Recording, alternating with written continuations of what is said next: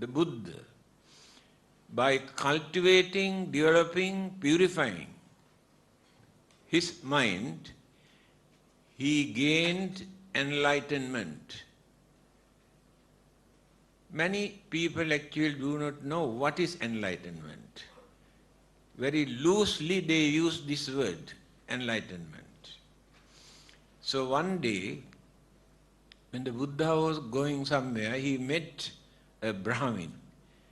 I think you know the meaning of Brahmin, the Hindu priest, teacher, master, guru, for everything. They are called Brahmana. He has never seen another human being like this person.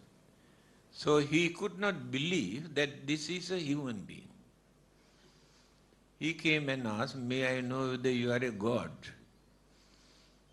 The Buddha says, "No, I am not a god."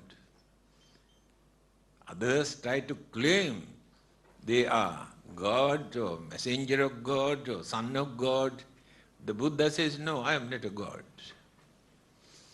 Then he asked, in that case, "May I know whether you are any other form of supernatural living being?" He said, "No, I am very natural." Then he asked, in that case, "Are you an ordinary human being?" No. Now confusing in his mind who this person is. Then who are you? The Buddha gave the answer. This answer is very important for us to know, to understand who the Buddha is.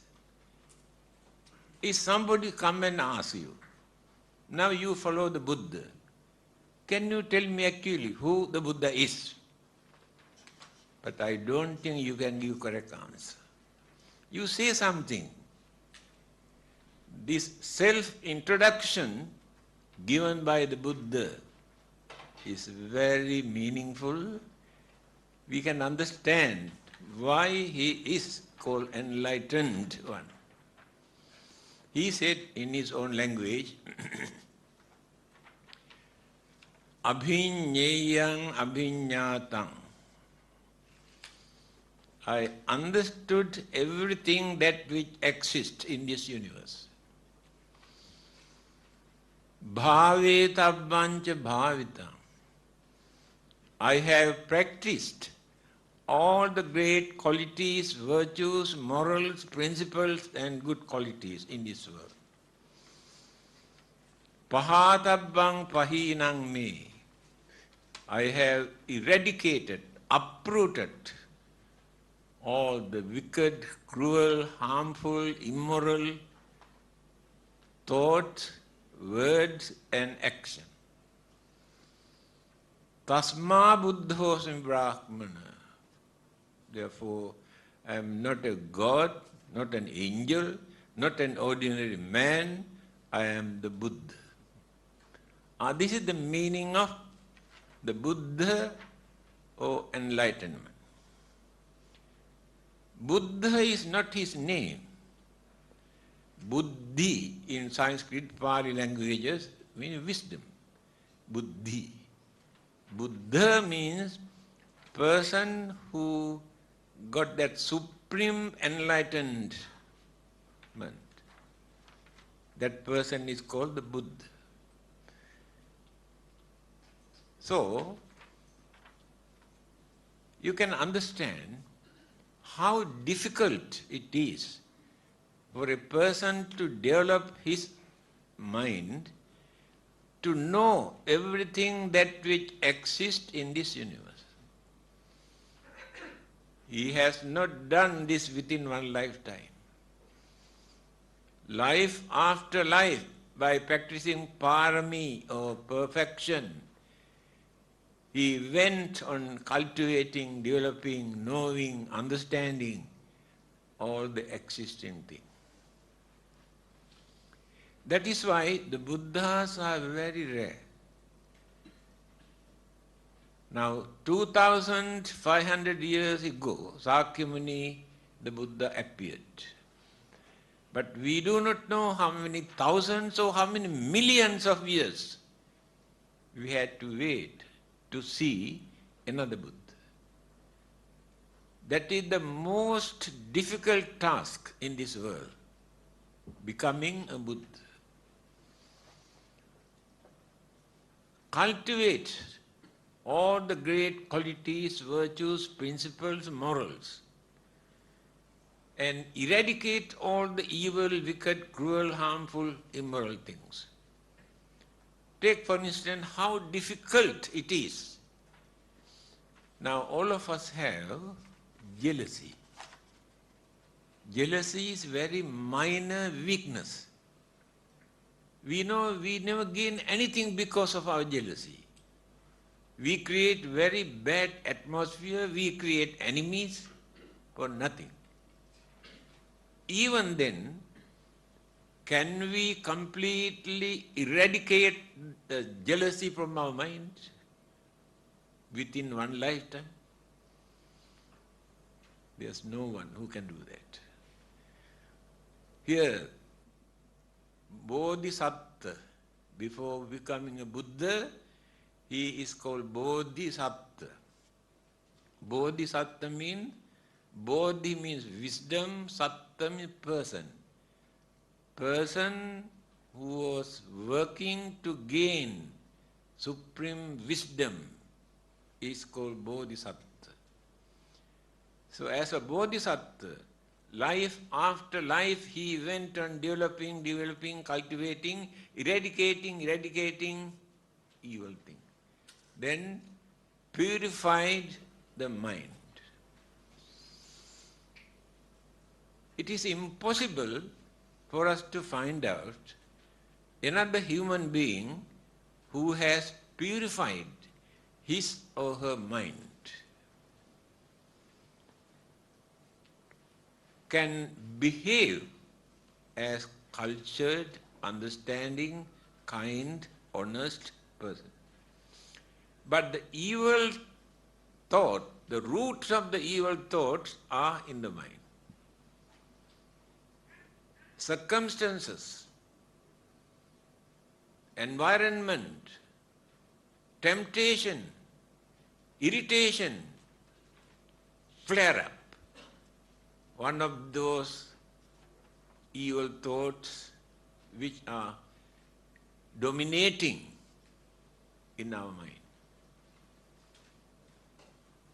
Therefore, it is not so easy to purify our mind. But he said his mind is completely purified. The purity of the mind and the supreme wisdom, knowledge, understanding, realization he had combined together. Then the brightness is there. In his first sermon, Dhammacakka Sutta, the Buddha says, Aloko udapadi, brightness arose in his mind that he never had before. In our mind, there is no brightness because mind is in the dark. There are so many dark clouds around our mind. Greed, selfishness, anger, jealousy, grudge, ill will, all these are dark clouds moving around our mind. Therefore, mind is in the dark. That is why we cannot understand, we cannot see things properly. We create our own imagination, wrong concept, wrong belief, wrong ideas, because we cannot see the reality in life or anything that which exists. So the Buddha has done this. Then after gaining enlightenment, he advised. There were 60 Arahantas. Arahanta means those who have completely purified their mind. They are perfect saints. they are not enlightened. They are perfect saint. He said, Charata bhikkhave charikang bahujana hitaya bahujana sukhaya lokanukampaya atthaya hitaya sukhaya deva manusana. This is the first missionary religion in this world. Buddhism is the first missionary religion. After training these 60 Arahantas, the Buddha said, Charata bhikkhave charika. Now go forth, go out. Two persons should not go together. Individually, one by one, to spread all over the country. Bahujana hitaya, for the well-being of others. It is your duty to guide, to correct, show them the correct path, how to lead a respectable, harmless life. Bahujana hitaya. Bahujana sukhaya, for the happiness of others. Many people are worrying and crying and lamenting and whole day and night, not knowing what to do. But you must go out and try to make them to understand the nature of their problems and troubles and difficulties that they are facing.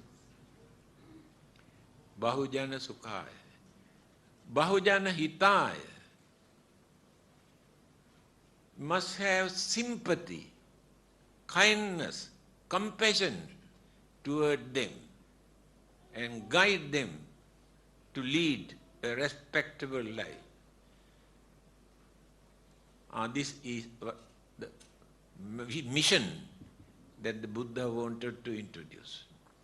He did not want to introduce a religion. He did not want to introduce Buddhism. He wanted to introduce how to lead a respectable, harmless, noble life. That is the main purpose of his message.